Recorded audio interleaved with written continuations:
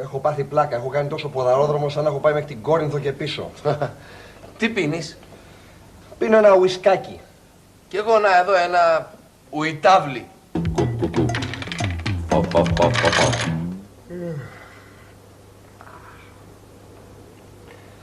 Κουράστηκα μωρέ.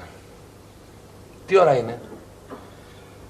Είναι 5 παρά 20.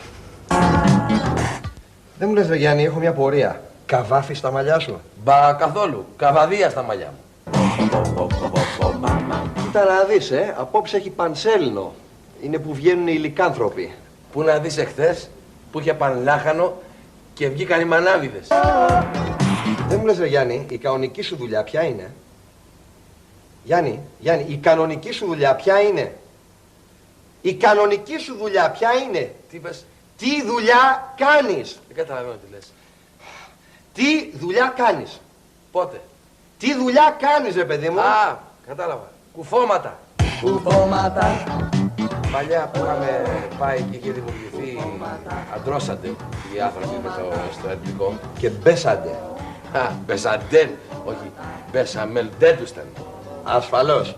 Έτσι, γι' αυτό και αστειευόντους τάμενε, ανεξάρτητα από την ουσιόντουστε. Και πλακαζιντάστουντε. Πλακαντισταντοστουντάντεσταν.